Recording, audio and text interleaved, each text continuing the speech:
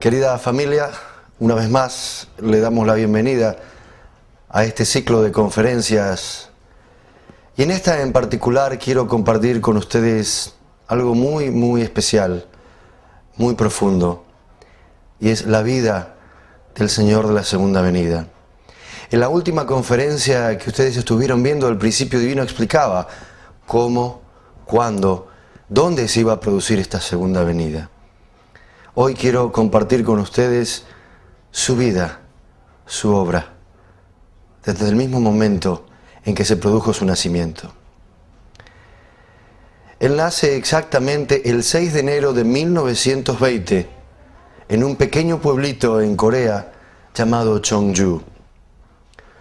Los testimonios registran que su hermano mayor fue el primero en reconocer que Sang Myung-moon había sido elegido para cumplir la obra divina. Y desde su niñez se notaba que Sang Myung-moon se diferenciaba de los demás de su edad. No era un niño común. Había algo muy especial y su hermano lo había detectado. ¿Por qué? Porque era quien había nacido con esa misión de ser el Señor de la segunda venida. El domingo de Pascua del 17 de abril de 1935, al anochecer, sumido en oración, tuvo una visión prodigiosa. Jesucristo se le apareció y le comunicó que había sido predestinado a concluir aquella misión iniciada por él hace 2000 años, la cual había quedado incompleta.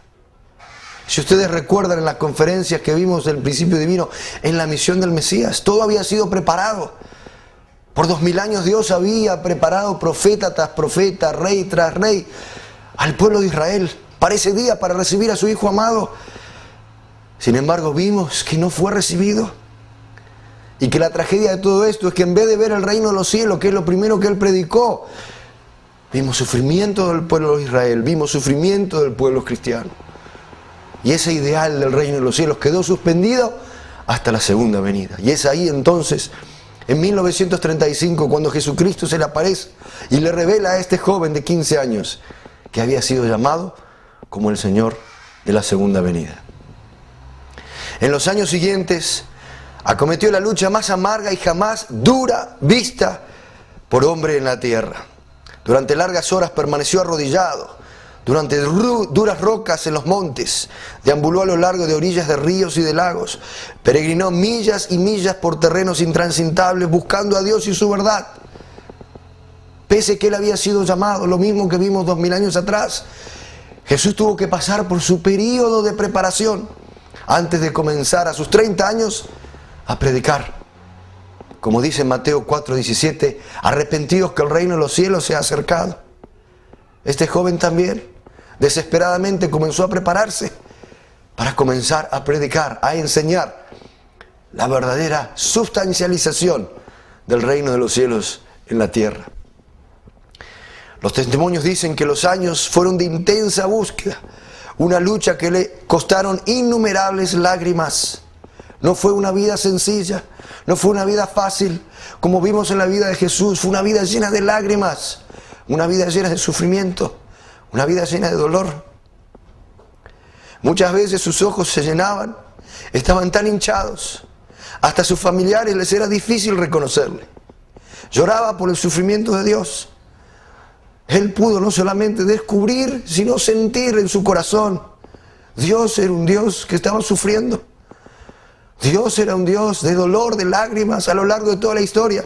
Su ideal no fue establecido. Lucha tras lucha, dolor tras dolor, lágrimas tras lágrimas, al ver Dios a la humanidad de la historia. Sang Myung-moon pudo sentir ese dolor. Por eso no podía parar de llorar. Derramó las lágrimas de una humanidad doliente.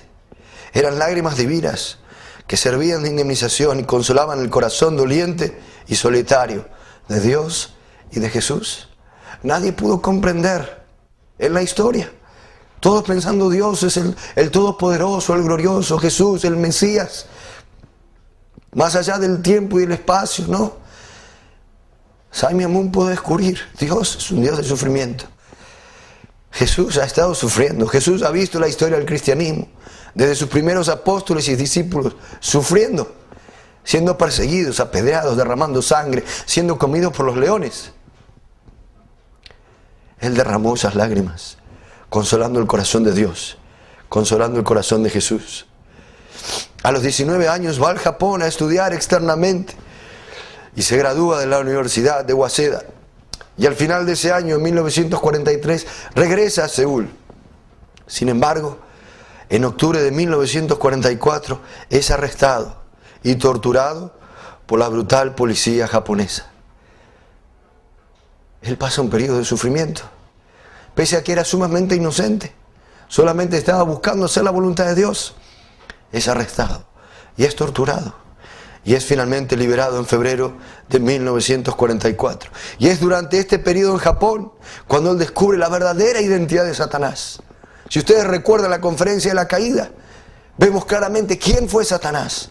Pudimos comprender en el principio divino claramente cuál fue el origen de ese pecado original. Fue en este tiempo que él descubre la verdadera identidad de Satanás y de la naturaleza caída. Al terminar la guerra, el 15 de agosto de 1945, Sun Myung Moon comienza su misión pública. Así como fue Jesús, esperó hasta sus 30 años y recién comenzó a predicar que el reino de los cielos se había acercado. Lo mismo sucede con el Señor de la segunda venida. Es después de la Segunda Guerra Mundial que comienza su ministerio público buscando primero a esos grupos que Dios ya había preparado en la posición de Juan el Bautista. El 27 de mayo de 1946, el padre Moon recibe la dirección de Dios de ir a Corea del Norte. Mientras todo el mundo estaba huyendo hacia el sur, Dios le dice a él: tienes que ir al norte, tienes que ir a amar al enemigo, tienes que ir a servir al enemigo. Y él, en vez de rehusarse, en vez de escaparse, en vez de ir por el camino más sencillo, absolutamente obedeciendo la voluntad de Dios, aún sabiendo que corría el riesgo de su vida, él decide ir a Corea del Norte. La tortura que él padeció era terrible. Incluía 7 tipos. Entre ellos ayuno, tratamiento de agua y no dejarlo dormir. Los guardias se turnaban cada 3 horas y vigilaban si el padre dormía. Y así durante una semana. No lo dejaban dormir. Una de las torturas fue la depravación del sueño. A veces el padre durmió unos pequeños instantes, solamente con los ojos abiertos. En el tratamiento de agua le encajaban una manguera por la nariz y por la boca, con el propósito de que la víctima se desmayara. Una y otra vez. Su vida no solamente fue de cárcel, sino fue de tortura. Fue golpeado hasta que estuvo completamente cubierto de sangre. El padre sangró tanto que fue dado por muerto. Y el 21 de noviembre de 1946 arrojaron su cuerpo sangriento en la oscuridad y el frío de Corea del Norte. Su cuerpo fue arrojado a la nieve porque creían que había muerto. Fue tal el desangre, fue tal el desmayo, fue tal la inconsciencia que pensaron que había muerto. Y arrojaron su cuerpo a la nieve.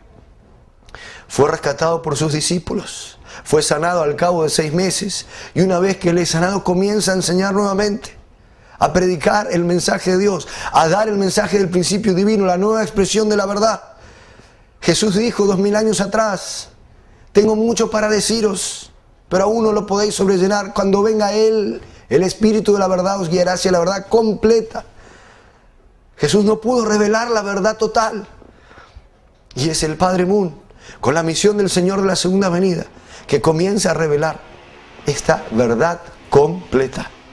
Sin embargo, el 22 de febrero de 1948 es arrestado nuevamente y sentenciado a 5 años de trabajos forzosos en Hungnam, el campo de concentración especial de trabajo llamado Tongné. Una vez más, a pesar de toda su inocencia, tiene que ir por el camino del sufrimiento. ¿Y en qué consistía este campo de concentración? Cada equipo de 10 prisioneros tenía que llenar 1.300 sacos de 30 kilos al día. Y el padre dijo el 12 de marzo del 75, compartiendo el testimonio de esos días: en Corea del Norte, en Hungnam, todos los prisioneros tenían que poner abono de sodio en sacos de paja. Cuando se trabaja en contacto con este material, los huesos pueden descarnarse. Siempre hay sangre goteando de tus manos. Y si te asustas, nunca lograrás sobrevivir. Yo sabía, a pesar de lo mucho que me torturaran, que sobreviviría. Había experimentado que el poder del Espíritu es el más grande. Pese a esa tortura, pese a esa persecución, pese a esa prisión, Él estaba determinado a traer la victoria, a sustancializar el camino para el reino de los cielos. Las oraciones que pronunciaba bajo estas condiciones sin esperanza eran muy distintas a la mayoría de las oraciones comunes, pues no se referían a Él mismo. Él siempre se refería al sufrimiento de la humanidad y al corazón de Dios. Una vez mencionó estos momentos en sus oraciones de Jugnam. Yo nunca recé en debilidad, nunca me quejé, nunca estuve enfadado por encontrarme en esta situación, jamás pedí ayuda. ¿Cuántos vemos en la historia? ¿Cuántos vemos hoy en día que cuando van a acercarse a Dios en oraciones solamente para pedir, dame esto, dame lo otro, necesito esto, necesito el otro, Dios mío? El Padre Moon jamás, siempre orando para consolar a Dios. Siempre buscando la manera de dar alegría a Dios, porque Él pudo sentir que Dios es un Dios de sufrimiento. No tengo nada que pedirle, tengo todo para darle. Y Él oraba. Jamás yo pedí ayuda. Yo traté más bien de consolar al Padre, decirle que no tenía que preocuparse por mí. El Padre me conoce bien, Él ya sabía de mi sufrimiento, ¿cómo podía yo contarle del mismo y hacer que su corazón padeciera más preocupaciones?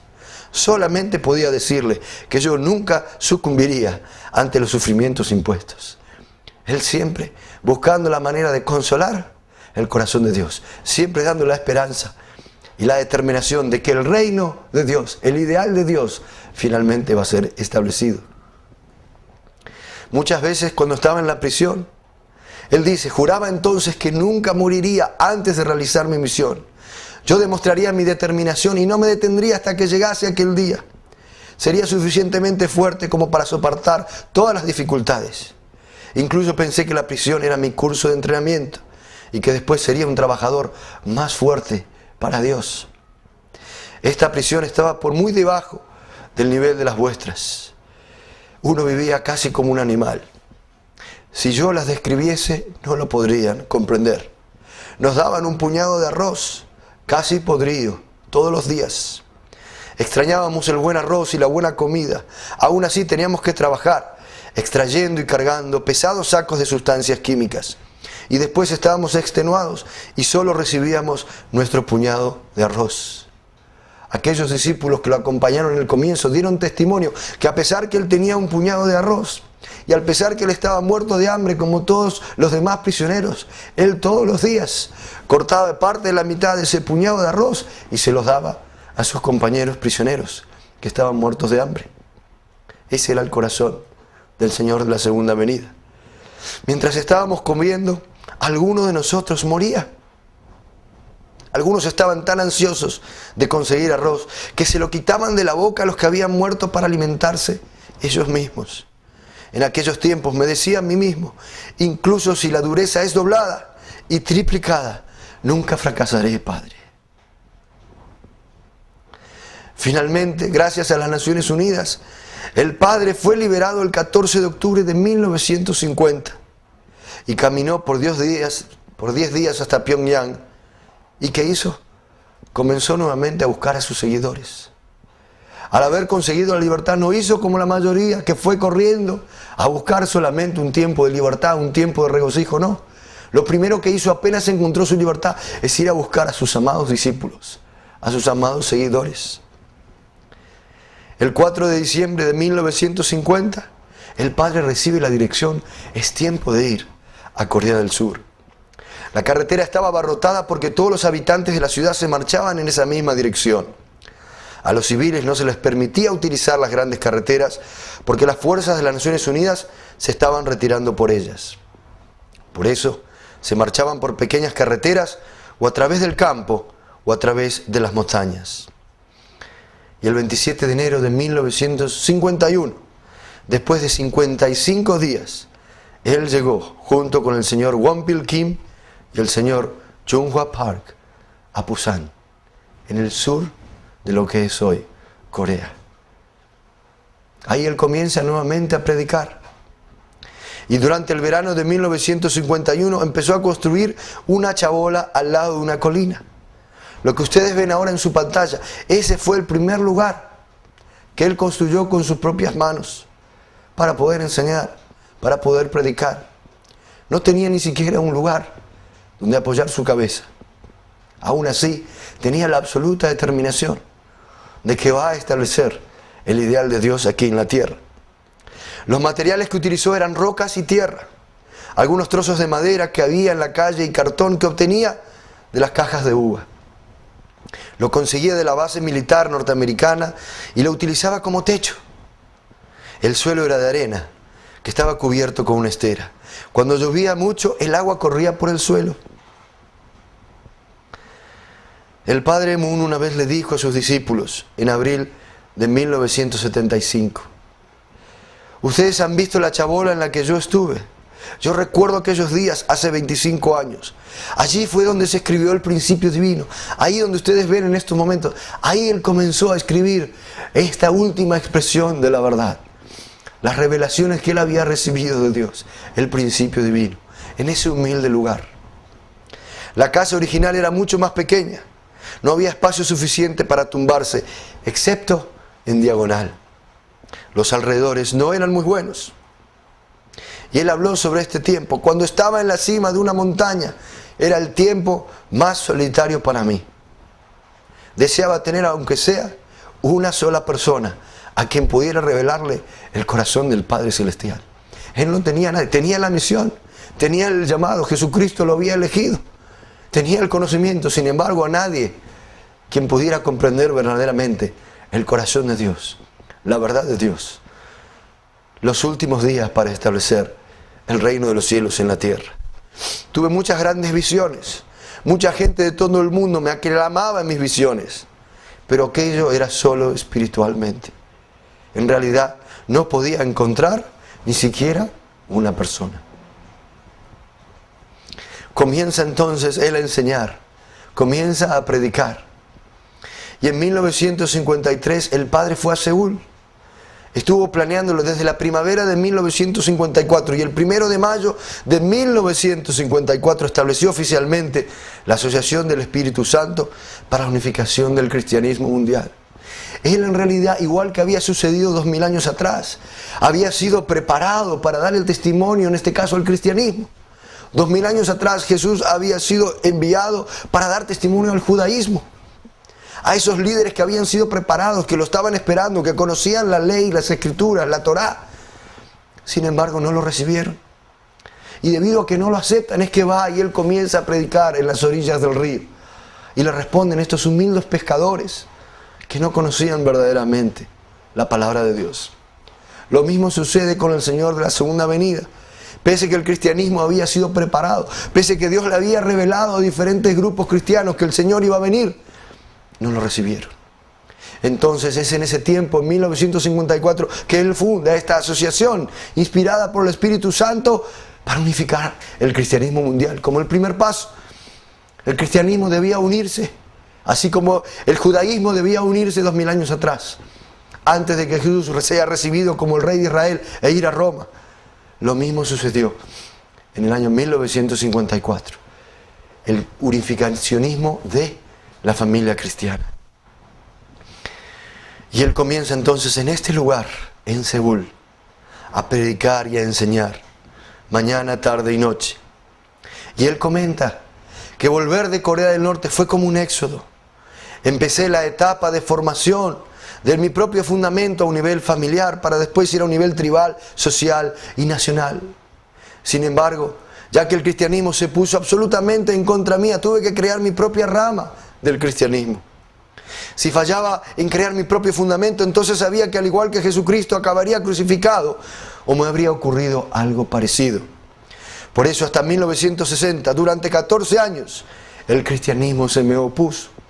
Y él una y otra vez recibió persecución, recibió calumnias, recibió injustas acusaciones que no tenían nada que ver, porque el cristianismo no quería aceptar esa nueva expresión de la verdad. Tuve que crear de la nada la base de mi propio cristianismo, que pudiese servir como fundamento para el Mesías. Por eso durante 14 años luché para crear este fundamento, y ustedes saben lo duro que fue la batalla, las adversas que fueron las condiciones de aquel tiempo. Todas las circunstancias eran hostiles. Tuve que luchar bajo aquellas circunstancias paso a paso para crear el movimiento Unificación y extender el fundamento hasta el nivel en que el Mesías pudiese realmente apoyarse y manifestarse públicamente. Incidentes de 1955 en las mismas universidades comienzan a acusarlo de que él estaba secuestrando a mujeres. Porque ¿qué sucedía? Así como pasó 2000 años atrás, cuando se encontraban con Jesús y su mensaje, aún el mismo Jesús le dijo, Mateo 10:34, el que ama a su padre o a su madre más que a mí no es digno de mí. Imagínense lo que sentían esos padres. El que ama a su hijo o a su hijo más que a mí no es digno de mí. Y decía que debían dejar todos y seguirlo. Y aquellos que sintieron que Jesús era el Mesías, dejaron todo para seguirlo, porque era el mensaje de salvación, era el reino de los cielos. Algunos veían ese mismo Jesús y se pusieron negativos, a acusarlo, a criticarlo, pese a que hacía milagros, que resucitaba a los muertos, sanaba a los leprosos, devolvía la vista a los ciegos. Decían que hacía esos milagros con el poder del príncipe de los demonios, Belcebú. Lo mismo ocurrió en el tiempo del Señor de la segunda venida. Algunos empezaron a escuchar sus mensajes y dejaron todos para seguirle. Y empezaron las acusaciones falsas. Junto a 5 de sus seguidores, es arrestado nuevamente, encarcelado en la prisión de Seúl, desde el 4 de julio hasta el 4 de octubre de 1955. Gracias a que estamos viviendo en tiempos donde existe la democracia, no fue crucificado, pero fue arrestado y torturado injustamente. No le podían comprobar nada, por eso finalmente lo liberaban. Pero él siempre tuvo una actitud de consuelo a Dios. Siempre tuvo una actitud de esperanza a Dios, a pesar de su propio sufrimiento. Él jamás se quejó, jamás le reveló ninguna queja a Dios. Al contrario, siempre alentando. Y no solamente a Dios, a sus discípulos. Imagínense qué sentían esa desolación los discípulos al ver a su maestro, al ver al Señor de la segunda venida yendo a la prisión. Sin embargo, él, como ustedes ven en esta diapositiva, dándole las manos, alentándolos, sonrientes. No se preocupen, todo saldrá bien. 3 días después de salir de la prisión, el 7 de octubre de 1955, se inaugura el nuevo centro en Chongpadong y comienza a predicar nuevamente. Uno a uno aparecen los discípulos, aparecen personas que comienzan a recibir el mensaje del principio divino, comienza a orar por ellos, comienza a predicar sobre el reino de los cielos. Y de a poquito, así como Jesús explicó 2000 años atrás, el reino de los cielos es semejante al grano de una mostaza. A la verdad es la más pequeña de todas las semillas, pero cuando crece es la más grande de todas las hortalizas. Poco a poco comienza a expandirse, empieza a ser aceptado, aún en el medio de persecución y dificultades. Él siempre orando. Y finalmente aparece el principio divino, como lo conocemos hoy.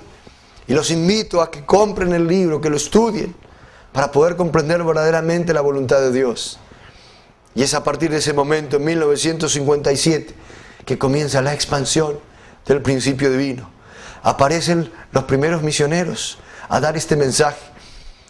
Y el 6 de enero de 1943 nace Hat Chahan.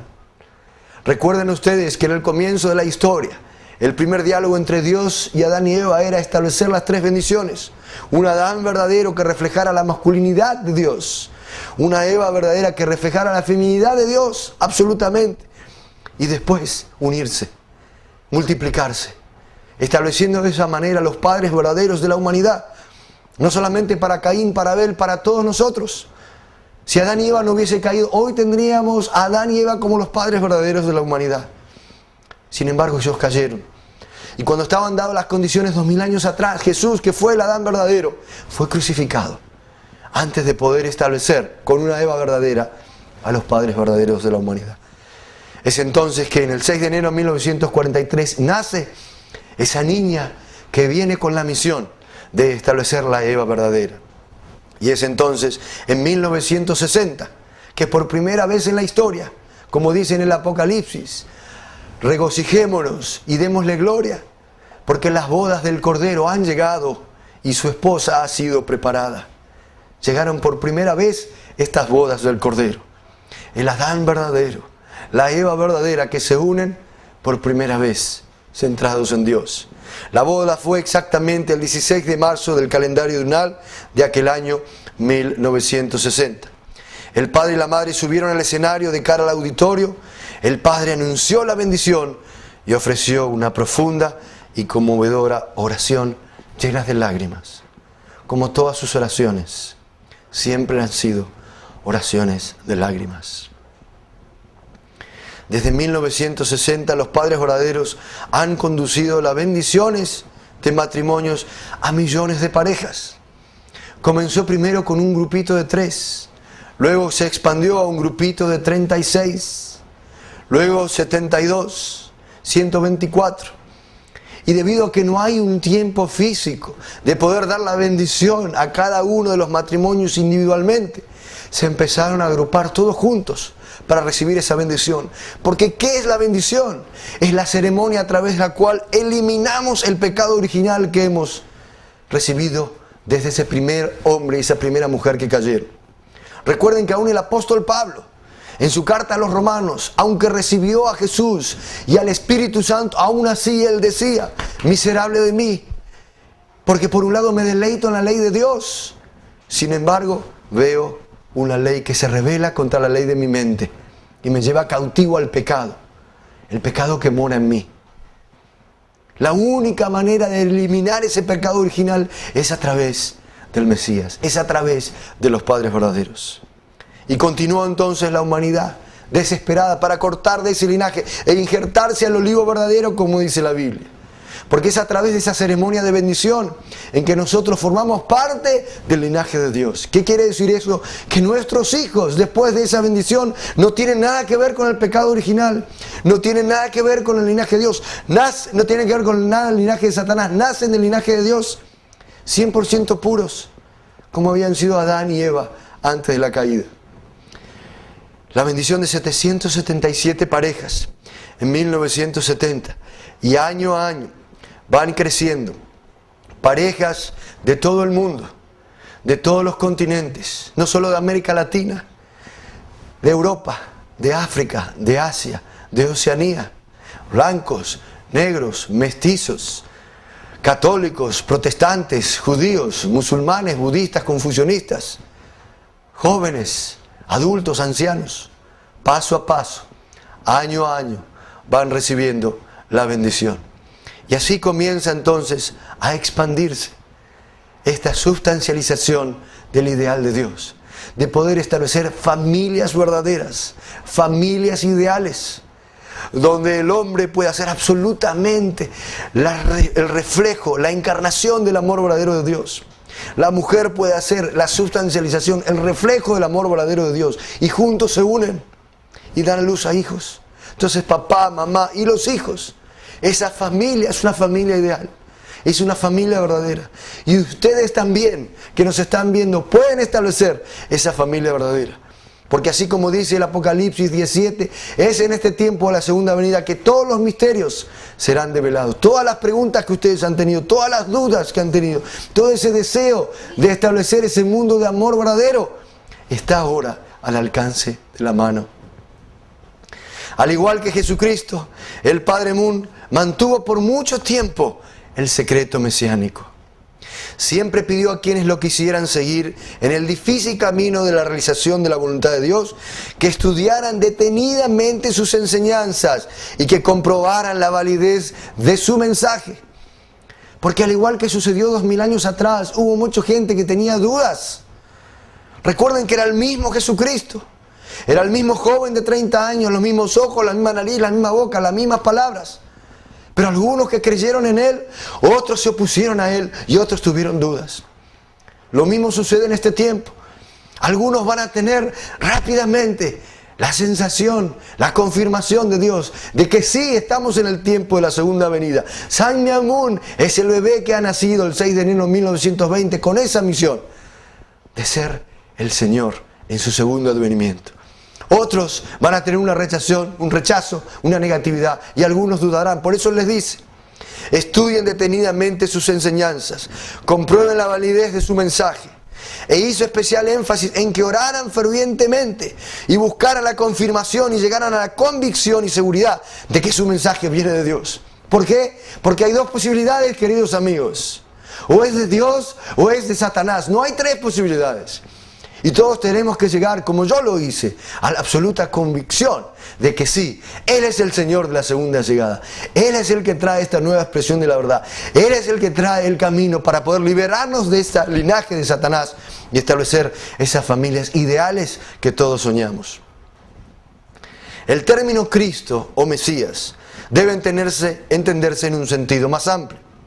Su significado literal es ungido. Y no solo se refiere a Jesucristo, que fue ungido por Dios para la restauración de la humanidad, sino también a aquellos ungidos por Jesucristo, para que continúen el trabajo de la restauración sobre su fundamento. Por eso cuando hablamos del ungido en referencia al Padre Moon, solo significa que Él es el continuador de la obra de Jesucristo. Así como vimos nosotros 2000 años atrás. En Malaquías 4:5, Dios le revela al pueblo de Israel que antes de que aparezca el Mesías, antes de que aparezca ningún hombre diciendo, sí, yo soy el Mesías, primero yo les voy a enviar a Elías. Entonces ustedes recordarán que el pueblo de Israel estaba esperando que llegara Elías. Y cuando los discípulos de Jesús salen a predicar que había llegado el Mesías, ¿qué le preguntaron los escribas? ¿Dónde está Elías? ¿Cómo puede ser que esté el Mesías si primero tiene que venir Elías? Y Elías había sido un profeta que, según la segunda carta de Reyes 2:11, dice que había ascendido al cielo en un carro de fuego. Por lo tanto, la expectativa mesiánica 2000 años atrás, si ustedes recuerdan, era que tenía que venir Elías en una carroza de fuego desde el cielo. Sin embargo, Jesús revela que quien es Elías es Juan el Bautista. Y en Lucas 1:17 revela que Juan el Bautista es quien viene en el espíritu y el poder de Elías. San Meamun es quien viene con el espíritu y el poder de Jesús, con la misión del Señor de la segunda venida. El papel de Jesucristo como Salvador y Mesías nunca cambiará. El Padre Moon compartió su corazón en 1972 y dijo: ha habido muchos santos a lo largo de la historia humana, muchos genios religiosos, muchos hombres sabios. Sin embargo, nadie pudo jugar el papel de Jesucristo, quien por sí solo nos lleva al Padre. Esto es debido a que vino una posición sin mancha, sin pecado, la cual nadie más ocupa. Él es el único canal para alcanzar a Dios. A pesar de que Buda, Confucio y Mahoma fueron todos santos religiosos, ninguno de ellos tenía la relación con Dios que Jesús tenía. Por lo tanto, el nacimiento de Jesucristo como Mesías fue el día de esperanza para toda la humanidad. De la misma manera, yo les digo, de corazón a corazón, el 6 de enero de 1920, San Meamun nace como el Señor de la segunda venida a continuar esa obra para sustancializar el reino de los cielos aquí en la tierra. Jesús de Nazaret vino como el Cristo, el segundo Adán, el unigénito Hijo de Dios. Él llegó a ser uno con Dios, hablando y revelando las palabras de Dios a la gente y haciendo las obras de Dios. Sin embargo, el pueblo lo rechazó y lo crucificó, previniendo de esta manera que se estableciera el reino de Dios en la tierra. ¿Recuerdan ustedes que Jesús oró: Padre nuestro que estás en los cielos, santificado sea tu nombre, venga a nosotros tu reino, hágase tu voluntad, así en la tierra como en el cielo? El reino de los cielos en la tierra. Y por eso Él predicó mañana, tarde y noche. Y sin embargo Él es rechazado. Y debido a que es rechazado, no hay reino de los cielos. Por eso, amigos míos, yo les digo lo mismo. Estamos viviendo ahora, providencialmente, como ustedes vieron los paralelos de la historia, en los tiempos de la segunda venida. No cometamos el mismo error de 2000 años atrás. Aceptemos al Señor. Unámonos a Él. Porque Él trae el camino, Él trae la llave, Él trae el medio para poder alcanzar esa verdadera felicidad que tanto Dios como nosotros deseamos vivir. Por eso Jesús, a pesar de ese rechazo, fue victorioso sobre Satanás en su crucifixión, en su resurrección. Y esto hace posible la salvación espiritual para aquellos que son renacidos a través de Él y del Espíritu Santo. Sin embargo, como dijo el apóstol Pablo, y como somos conscientes y somos sinceros, a pesar de que uno vaya todos los domingos a misa, aunque uno vaya todos los domingos al culto, aunque uno vaya los sábados a la sinagoga, aunque vaya el viernes a la mezquita, aún así estamos cargados de contradicción, de pensamientos que no son de Dios, de deseos que no son de Dios. ¿Por qué? Porque la salvación es espiritual. La salvación solamente tiene que ver con nuestro renacer, nuestro crecimiento interior. Falta la salvación completa, total, la que nos libere completamente. Y esa es la que trae el Señor de la segunda venida. Por eso la restauración del reino de Dios en la tierra ha esperado la llegada de la segunda venida de Cristo. Por eso el Padre Moon, sabiendo la agonía en el corazón de Jesucristo, que por 2000 años no pudo ser reconocido por ese pueblo de Israel, habló con líderes del judaísmo. Y el 22 de diciembre de 2003, en la misma Jerusalén, esa Jerusalén que lo rechazó, esa Jerusalén que Jesús miró y decía: Jerusalén, Jerusalén, que tú matas y apedreas a los profetas que a ti te son enviados. ¿Cuántas veces quise abrazarte como la gallina abraza a sus polluelos debajo de las aras y tú no lo has querido? En esa misma Jerusalén se realizó esta ceremonia, donde representantes del cristianismo, del judaísmo y del islam, inspirados por el Padre Moon, coronaron a Jesucristo como Rey de Israel, restaurando así el rechazo ocurrido 2000 años atrás.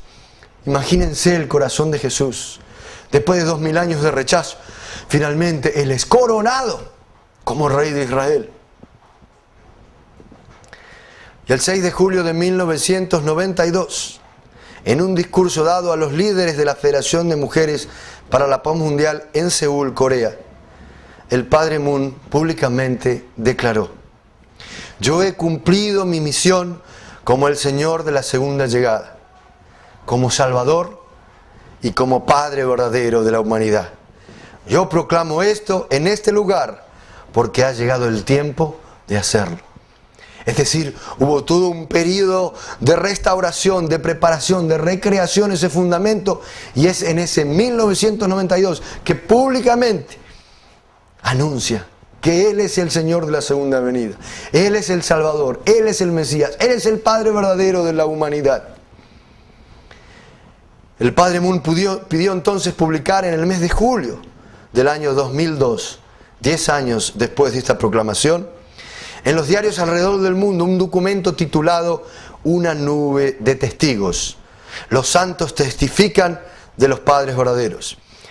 En este testimonio, Jesucristo, Mahoma, Buda, Confucio y otros santos desde el mundo espiritual mandan un mensaje en el cual han participado en una ceremonia para la adopción y la proclamación de una resolución en la cual ellos públicamente declaran al pueblo cristiano, al pueblo judío, al pueblo musulmán, al pueblo budista, al pueblo confucionista, a todos los creyentes de la humanidad, que Sangme Moon es el Señor de la segunda venida.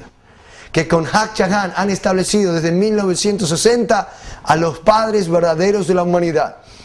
Que todo el mundo, desde la derecha a la izquierda, desde arriba a atrás, frente y detrás, de todos lados, de América Latina, de Europa, de Asia, de África, de todos los continentes, tienen la oportunidad de recibir la bendición de Dios y terminar con el pecado original y establecer familias ideales, familias verdaderas. Por eso, cuando nosotros analizamos su vida, analizamos su historia, entre todas las cosas nosotros entendemos que hay un mensaje especial que resume sobre todas las cosas una vida que ha sido dedicada completamente a servir a los demás, de vivir por el bien de los demás. Se resume en la siguiente frase: debemos vivir todos con el corazón de un padre, pero con la actitud de un servidor, derramando lágrimas por la humanidad, sudor por la tierra y sangre por el cielo. Esta frase, esta oración, resume lo que ha sido la vida y la obra del Padre Sangme Moon. Ese que ha nacido el 6 de enero de 1920 con esa misión, que no fue fácil, así como nosotros vimos 2000 años atrás, no fue nada fácil. Pero queridos amigos que ustedes nos están viendo, quiero que sientan profundamente en sus corazones que estamos viviendo en ese tiempo. Como yo recuerdo había compartido con ustedes en la última conferencia del ciclo del principio divino, en la segunda venida de Cristo, en la segunda venida del Mesías, yo les dije que cuando ustedes me veían a mí, no debían ver solamente un conferencista, no debían ver solamente un disertante, alguien que estaba compartiendo un contenido más. Yo les estaba diciendo a ustedes de que les estaba revelando cómo se iba a producir esa segunda venida. Y dijimos que había nacido en la tierra, que no se iba a producir literalmente a través de las nubes que descendían del cielo, como leímos en un versículo, en Mateo 24, 39, 29 y 30. Mostramos paso a paso en cada uno de los versículos. Entendimos que desde el punto de vista del principio original de Dios, del deseo original de Dios, de la voluntad original de Dios, es establecer el reino de los cielos en la tierra. Porque Adán y Eva habían nacido en la tierra. Y el Génesis 1:28 registra el diálogo entre Dios y Adán y Eva aquí en la tierra. Por eso la segunda venida tenía que producirse en esta tierra. Después compartí con ustedes cuándo se iba a producir esta segunda venida. Porque habíamos leído en las Escrituras que decía que nadie sabe, ni los ángeles del cielo saben, ni el Hijo sabe, solamente el Padre. Y recuerdan que estuvimos viendo que pese a que encontramos ese misterio, dijimos que a lo largo de toda la historia, está registrado en Amós 3:7, cuando llega un momento crucial en la providencia de Dios, cuando hay un evento sublime, Dios siempre revela sus secretos a los profetas. Y dimos todos los ejemplos. ¿Cuánto más dijimos en este tiempo de la segunda venida? Dios llegará el momento en que va a revelar cuándo se va a producir esa segunda venida. Y si ustedes recuerdan, queridos amigos, hemos visto los paralelos de la historia. Dijimos que desde Abraham hasta Jesús habían pasado 2000 años. Ese periodo de 2000 años fue un periodo de preparación para ese día, para aceptar al Hijo de Dios. Nació un bebé en una ciudad llamada Belén. Y sobre un periodo de preparación aparece a los 30 años pidiendo que se arrepintieran a Israel porque se había secado el reino de los cielos. Porque Él era un hombre verdadero, Él era un hombre perfecto. Quien ve a mí ve al Padre, porque yo estoy el Padre y el Padre está en mí. Entonces dijo: arrepiéntanse, yo soy el reino de los cielos, pero a nivel individual. ¿Cuál era el segundo paso? El apóstol Pablo dice en la primera de Corintios 15:45, Jesús viene como el segundo Adán. Es decir, viene a cumplir, a restaurar el fracaso del primer Adán, que era cumplir las 3 bendiciones. Sin embargo, antes de llegar a esa segunda bendición, Jesús tiene que ir por el camino de la cruz. Por eso no vemos el reino de los cielos.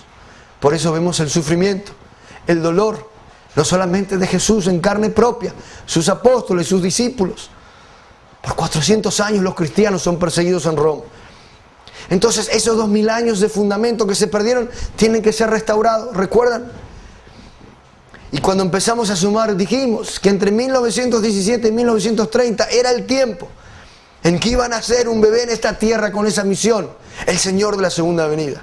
Ese es San Amun, que nació el 6 de enero de 1920. Y así como Jesús tuvo que pasar su periodo de preparación, y es en 1945 que Él comienza a enseñar y a anunciar de la misma manera: arrepiéntanse, que el reino de los cielos se ha acercado. Y la tercera parte dijimos que era ¿dónde? Y estuvimos viendo a través de las Escrituras, a través de las profecías de los últimos días, esa nación preparada por Dios. Era Corea. Habíamos visto en Mateo 21 que le decía a Jesús que no iba a volver a ser en Israel, será una nueva Jerusalén, será un nuevo pueblo. Vimos en el Apocalipsis que Jesús decía que iba a venir de donde sale el sol. Y esa nación es Corea. Y estamos viviendo ese tiempo. Por eso yo les decía, cuando ustedes me ven a mí, están viendo como 2000 años atrás a un discípulo de Jesús que les proclama. Ustedes están en la posición del pueblo de Israel 2000 años atrás. Ustedes me están mirando y como era Pedro decía, arrepiéntanse porque aquí está el Señor. Hermanos y hermanas, estamos viviendo en el tiempo de la llegada del Mesías, decía Pedro. Decían los hijos de Zebedeo, decían los discípulos, mañana, tarde y noche. Sin embargo, ¿qué sucedió 2000 años atrás? Por eso debemos aprender. Yo les estoy diciendo exactamente lo mismo.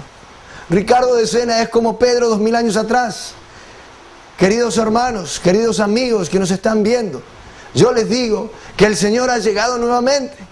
Y no solamente que ha llegado, está entre nosotros. Está vivo, está viviendo, está predicando, está enseñando. Y es una oportunidad gloriosa en la historia. Es una revelación que Dios le está dando a usted por alguna razón especial. Y Dios está desesperado porque uno pudo ver qué sucedió 2000 años atrás. Por no aceptar al Mesías, solamente vino sufrimiento. Si el Mesías hubiese sido aceptado, habríamos visto literalmente el reino de los cielos en la tierra. Por eso les digo, por favor, no cometamos el mismo error. El Señor de la segunda venida está entre nosotros. Es más, va a venir tarde o temprano a estas tierras. Debemos preparar nuestros corazones. Debemos orar profundamente para ese día glorioso, en que podamos recibir sustancialmente la bendición de los padres verdaderos. ¿Por qué? Porque a pesar de que usted es una gran persona, yo no le conozco personalmente, pero el solo hecho que esté mirando este tipo de conferencias, el solo hecho que usted ha dejado de lado sus responsabilidades, o ha dejado de lado el deseo de ir a un lugar a pasear, a disfrutar, y estar frente a esta pantalla, viendo este contenido, es que usted es una gran persona. Usted es una persona de bien, usted es una persona de amor, es una persona que desea la paz, desea la felicidad, no solamente suya, no solamente de sus seres queridos, sino de toda la humanidad. Pero aún así, si es sincero conmigo, si es sincera conmigo, no hay contradicción ahí adentro. No hay a veces malos pensamientos, no hay a veces malos deseos, no hay incluso a veces malas acciones por las cuales le lleva a usted a arrepentirse y a pedirle perdón a Dios. Yo no quise hacer esto. ¿Cuántos hay? Hombres y mujeres que se casan, que jamás están casando pensando en la infidelidad. En el fondo nadie está pensando en separarse o en divorciarse, en ser infiel. Sin embargo sucede. Hay algo ahí, como dice el apóstol Pablo, que nos lleva a hacer lo que nosotros no queremos. Todo eso se puede terminar. Yo les garantizo que todo eso puede terminar. Toda esa conexión que nosotros tenemos debido al pecado del primer hombre y la primera mujer, todo eso se puede acabar. Por eso la Biblia dice, gocémonos, alegrémonos, porque las bodas del Cordero han llegado. Así que le digo que tenga esa fe, que tenga esa convicción. Es tiempo de esperanza absoluta. Dios tiene algo precioso para usted, tiene algo precioso para su familia, tiene algo precioso para su nación, tiene algo precioso para esta humanidad. ¿Por qué? Porque el Señor de la segunda venida ha nacido. Porque por primera vez en la historia tenemos a los padres verdaderos de la humanidad. Y ellos están derramando la bendición de Dios. Y nos están dando paso a paso todos los elementos que nosotros necesitamos para que nosotros, como dijo Jesús 2000 años atrás, en Mateo 5:48, sed pues vosotros perfectos, como vuestro Padre Celestial es perfecto. Jesús dijo a sus discípulos, sean perfectos, como Dios es perfecto. Yo quiero que ustedes sean perfectos. ¿Quién lo dijo? Lo dijo Jesús. Y si lo dijo Jesús, es palabra de Dios, es la voluntad de Dios, es posible. Así que si alguien alguna vez le dice, no, el hombre nunca puede ser perfecto. Perfecto solo es Dios. Nosotros somos perfectibles. No es así. Usted, mi querido amigo, usted, mi querida amiga, puede ser perfecta en su corazón. Así lo dijo Jesús. El problema es que Él tuvo que ir al camino de la cruz. No pudo enseñar todo. Y ahora el Señor de la segunda venida, los padres verdaderos, traen el manual de instrucciones. Traen paso a paso todo lo que necesitamos. Primero para liberarnos de todo lo que tiene que ver con la caída. El pecado original. La naturaleza caída. Y ser verdaderos templos de Dios. Que las personas cuando nos vean a nosotros puedan ver a Dios. Que puedan sentir que a través de nosotros pueden recibir el amor de Dios. Pueden recibir la verdad de Dios. Y juntos, primero como individuos, estableciendo esa relación vertical con Dios. El templo de Dios, primero. Luego nos preparamos para el matrimonio, para poder consolidar los varones con una mujer, las mujeres con un varón. Un matrimonio centrado en Dios. No solamente un individuo, el matrimonio, esposo y esposa que se unen centrados en Dios. De esa manera esos hijos son de Dios. Recibimos la bendición, terminamos con el pecado original, con el linaje de Satanás. Esos hijos son de Dios. Y juntos entonces construiremos no solamente una, no solamente dos, no solamente tres familias ideales por todo el mundo. Y de esa manera, por primera vez en la historia, sustancializaremos el reino de los cielos en la tierra. Amigo mío, amiga mía, muchas gracias por estar con nosotros. Muchas gracias por dedicarnos su precioso tiempo. Y recuerde, estamos viviendo en los tiempos del Señor de la segunda venida. Gocémonos, alegrémonos, porque hay grandes bendiciones para usted, su familia, su nación y toda la humanidad. Muchísimas gracias y que Dios les bendiga.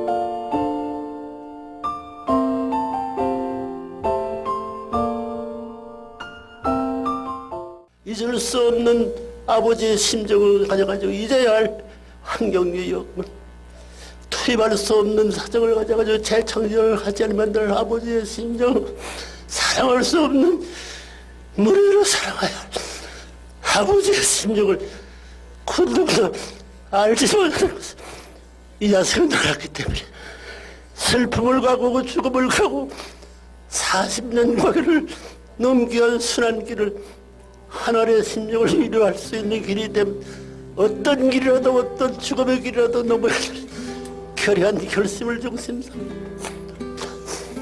20대 30대를 향하던 청년시대에 바랐던 소원을 이뤄봤던 당신의 아들들이 미문화부이라는 사람이 땅에 한없이 슬픈 걸음돌 위에 서가지고 수용의 모든 서글픈 역사를 것은 어떤 요사는 인간이 당하지 못한 어려움을 당하면서 하늘의 참은 심정을 바라가지고 그 전투를 이어나갔다 40년 고개를 이미 넣었습니다.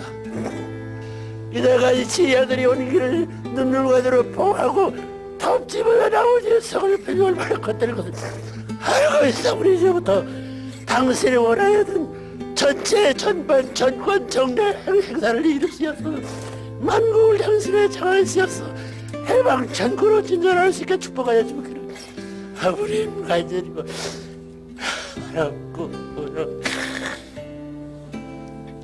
이제 참부모의 가족으로부터 슬픔의 눈을 흘리던 모든 이 눈물 자국이 거짓 시대가 되었습니다. 당신의 해방을 가지고 부모님의 가족으로서 만국을 행사한데 맥힘없이 갈 수 있는 걸 가고 돌아올 수 있는 길을 돌아올 수 있는 사랑하는 자녀들과 사랑하는 나라와 사랑하는 세계와 사랑하는 천지를 창조의 이상 자유의 특권적인 최고의 정상에서 자유를 갖출 수 있는 행자를 참부모 이름과 더불어 당신의 현성사의 천복적을 해방을 선포하오니 받아주시기를 간절히 바라옵니다. 천상세계와 지상의 통일권의 승리의 깃발을 높이 올리시옵소서.